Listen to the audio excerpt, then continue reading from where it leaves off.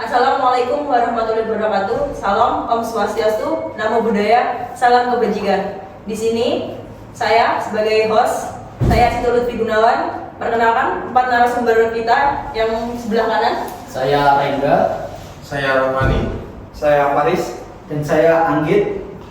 Kemudian untuk podcast hari ini kita akan membahas isu tentang paskibraka yang hampir pingsan setelah pengibaran bendera. Pegang tangannya. Besok, bisa pegang tangan. Tahan. Jangan. Tahan. Ini di turun tangan ini. Besok pegang. Langkah tegap maju.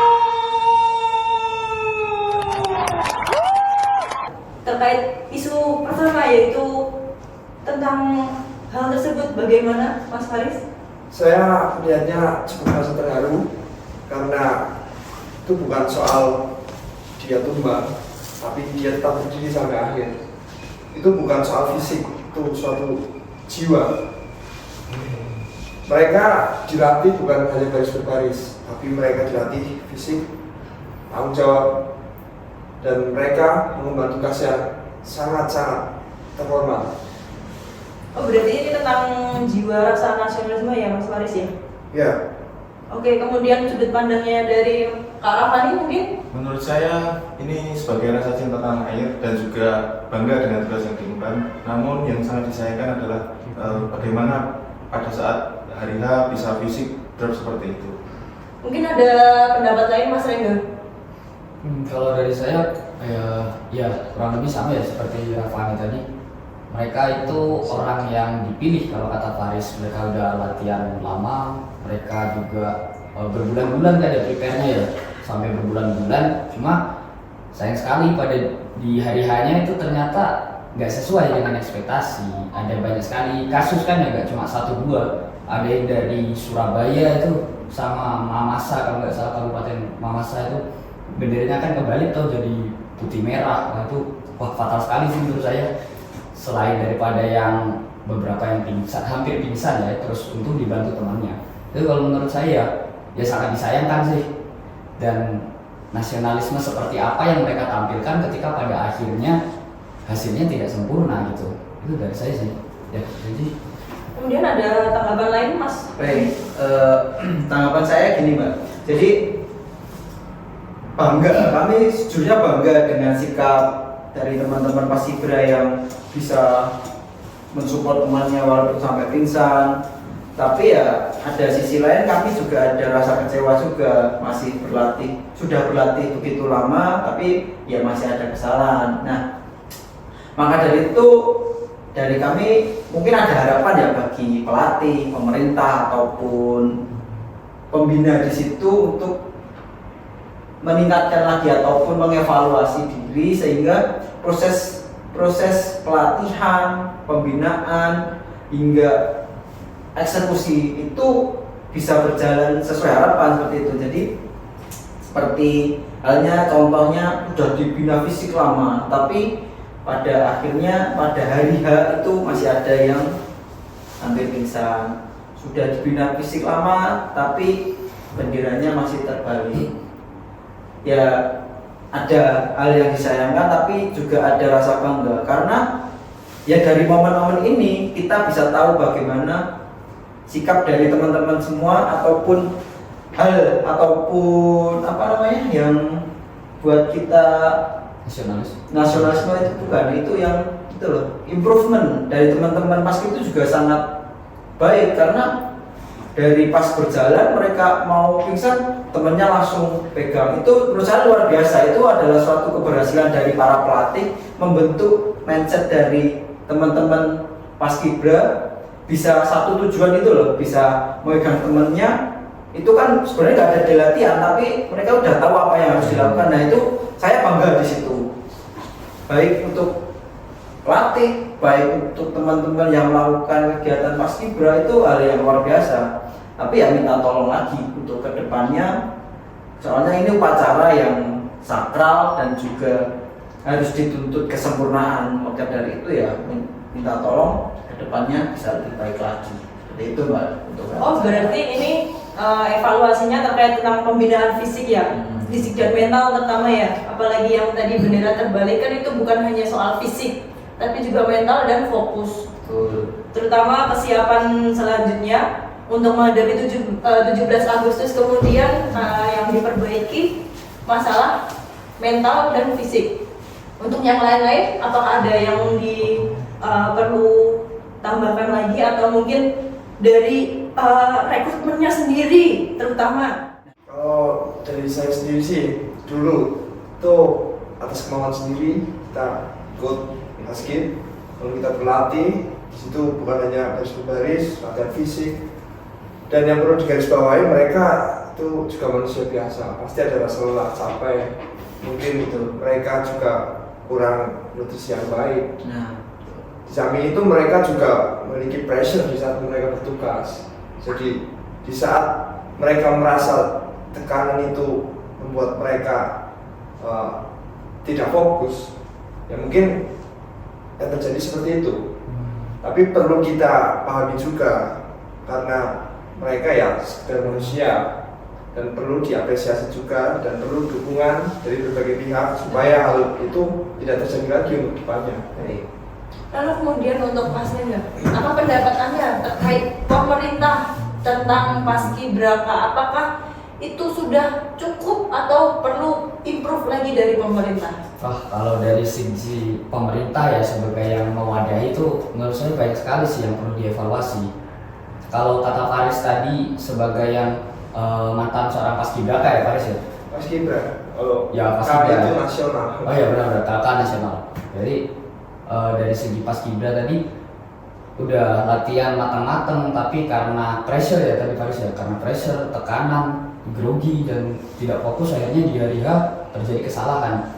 Kalau menurut saya mereka kalau dari kata Faris itu udah berjuang dengan semaksimalnya, cuma kenapa kok waktu hari H masih salah? Artinya dalam mewadahi mereka berlatih ini dari segi pemerintah maupun dari pelatih, artinya yang belum maksimal adalah mereka gitu. Maka gimana caranya supaya mereka tetap bisa santai, mereka tetap bisa fokus, tetap bisa maksimal ketika suatu saat nanti mereka di medan perang ya dari porsi latihannya gitu. Dan latihannya pun juga kompleks gitu, nggak cuma baris berbaris, nggak cuma kekompakan atau tadi kalau kata prayoga adalah jiwa korsa, itu nggak cuma itu. Menurut saya perlulah ada wadah-wadah lain terkait dengan penguatan psikologis gitu. Dan ini yang menurut saya kurang dan bahkan mungkin tidak ada dari wadah-wadah yang mengajar para paskibra ini di seluruh Indonesia dari segi psikologisnya gitu. Dari penguatan mentalnya ini sepertinya kurang tuh, tapi bukan berarti gertakan atau hal-hal yang mengundang ketegangan gitu enggak ya, cuma gimana caranya ketika dalam pressure itu mereka tetap bisa tenang. Nah, latihan yang semacam ini yang saya rasa belum ada gitu kan. Sejauh ini mereka latihan di lapangan yang panas, lapangan yang sepi, kondisi yang tenang gitu lah. Belum pernah, mungkin minim sekali latihan di tempat yang penuh masyarakat gitu mungkin ya. Setuju. Gitu. Jadi latihan di antara ketegangan itu mereka tidak ada. Jadi menurut saya wadahnya juga perlu dievaluasi gitu Mbak Sito. Kemudian untuk Mas Rafani sendiri, apa ada pendapat yang lain? Kalau menurut saya dari sudut pandang warga biasa ya sudah mengapresiasi dengan sangat bagus sekali sebagai paskibraka. Tambah juga karena ya manusia biasa dan juga masih muda, jadi mungkin perlu bimbingan yang lebih lagi. Kemudian untuk kekurangan yang dari pemerintah sudah benar dikatakan dengan Mas Rengga, tapi ada juga saya melihat dari berita itu tentang seorang paskibraka yang kekurangan dana untuk berangkat ke Jakarta. Itu mungkin bisa jadi garis bawah juga dari pemerintah untuk mendanai para paskibraka. Berarti untuk langkah selanjutnya tadi saya kesimpulkan untuk bahwa latihan itu juga butuh maksudnya pressure ya, dari mungkin tidak latihan di tempat yang tenang, mungkin bisa dicoba untuk latihan di tempat yang lebih ramai orang gitu ya. Iya. Dan itu kemungkinan apakah ada untuk improve lagi selain yang dari segi mental, fisik, ataukah mungkin ada pemerintah yang kurang atau misalnya ini kan lagi ini ya efisiensi ya, mungkin dampaknya itu kah atau bagaimana? Monggo Pak Anggit. Baik, terima kasih Mas Ringga, Mas Rafani dan Mas Ito. Mas Ringga termasuk buat masukan bagi sisi pemerintah ya. Jadi pemerintah itu sangat terbuka dengan masukan-masukan seperti dari Mas Ringga, Mas Rafani dan masyarakat lainnya. Baik. Untuk pembinaan itu sebenarnya sudah kami koordinasi dengan TNI, Polri ataupun pejabat ataupun orang yang kompeten di bidang paskib seperti itu, PBB seperti itu. Jadi pembinaannya itu dari tahun ke tahun itu sebenarnya sudah ada perbedaan ya, tidak hanya begitu monoton seperti hal yang puluhan tahun yang lalu, tapi sudah disesuaikan atau sudah sesuai dengan kemajuan zaman seperti itu. Jadi seperti yang dikatakan Mas Faris tadi bahwa kan juga manusia biasa. Tapi dari sisi pemerintah pasti akan memikirkan bagaimana peningkatannya itu. Tidak hanya dari fisik, mental, tapi ya mungkin akan ada nutrisi, jam istirahat seperti itu. Jadi akan kami evaluasi kembali dan akan kami diskusikan dengan orang-orang yang kompeten di sana di bidang PBB khususnya. Maka dari itu terima kasih atas masukan-masukannya.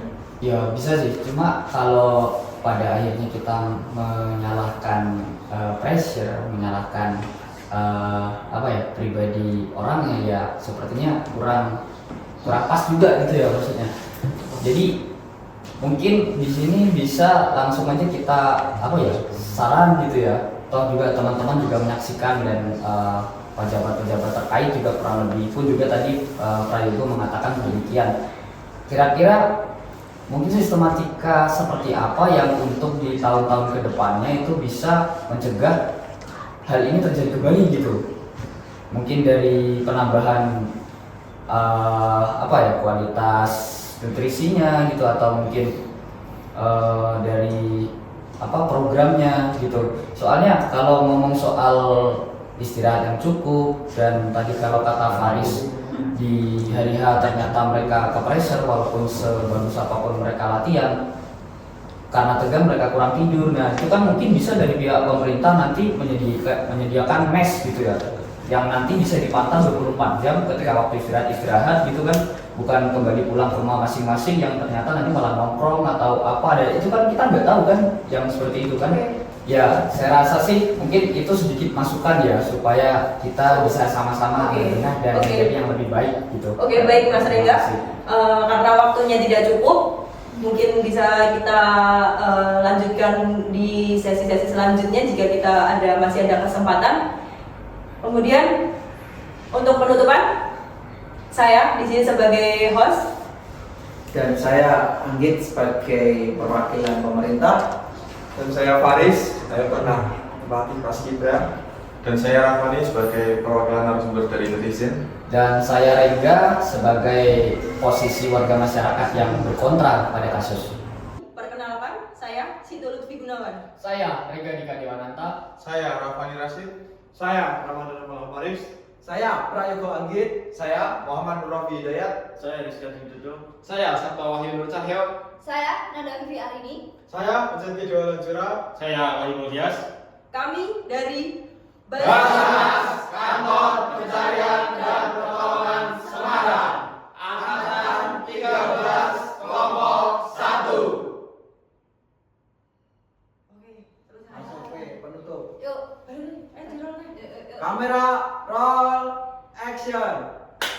Sekian dari kami, kurang lebihnya kami mohon maaf. Basarnas, We are family.